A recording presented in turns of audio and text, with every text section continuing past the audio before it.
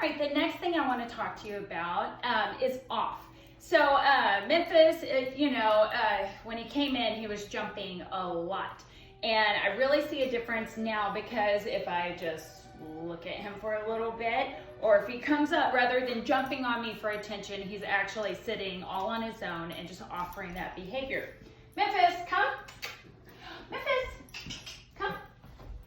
Good boy. So I'll just see if I see. So if I call him over, he's just starting to sit. And when he does sit, I want to acknowledge that. So I want to pet him for sitting.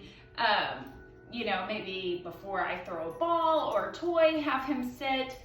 But when we work on sitting for the things we want, the jumping a lot of times goes away.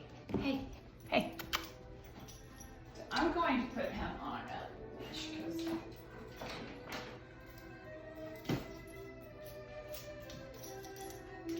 because I want to keep him in the shot with me, and there's too many distractions in here. There's also a tortoise aquarium right behind the camera.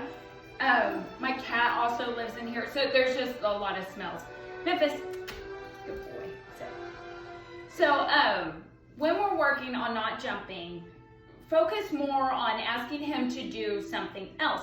So when we were out at the park, he's so bummed he's on a leash now. You look so sad. When we were out at the park, when kids would come up, if somebody wanted to say hi, I would tell them, oh, sure, you can say hi. Let me get him to sit. And so I would have him sit first, and then they could pet him.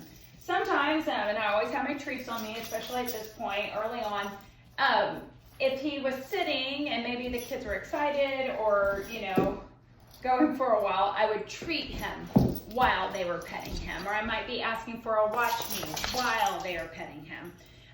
Just to help him hold his behavior, hold a sit or a down, reward him for choosing to hold the sit or a down and not jump. So if you had guests coming over, you might have him kenneled first, and then once the excitement is over, then he can come out and greet everybody.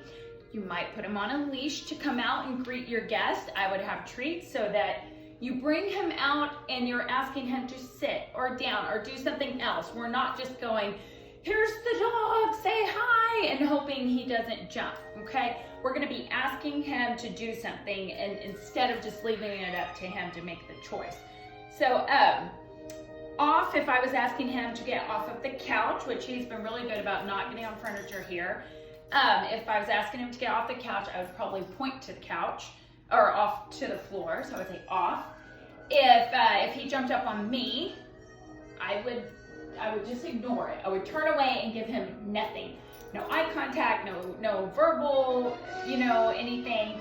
I would just ignore it because I want him to know to get my attention, you should be standing nicely or sitting or laying down or doing something else, and those things get my attention. Are you so itchy, buddy? Good, okay, Memphis. All right, so itchy.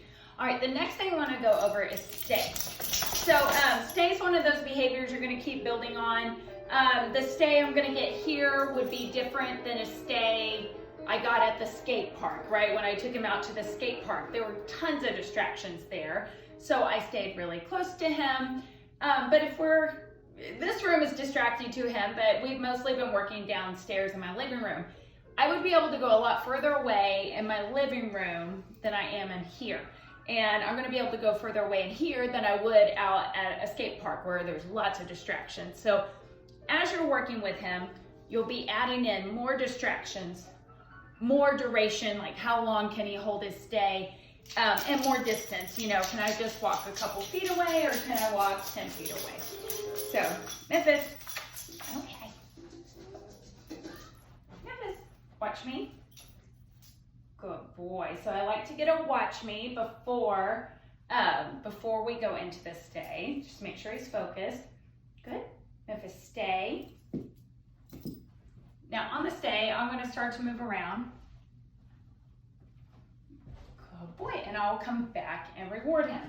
Now, if I saw him thinking about getting up, I would correct him. I would just say, sit. Memphis, stay. So maybe I'm going to try to turn my back. Maybe I'm going to try to touch my toes. Good. So I go out, I do little distractions, and then I come back. If we're at the skate park, maybe I'm just doing stay right here. If I took him to Home Depot or somewhere like that, I would just stay really close to him and do the rewarding. Stay. And we can do this from a down position. Good boy. Good. Yes. Good.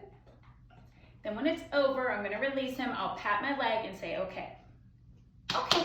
Good boy. And then I can love on him and pet him while he's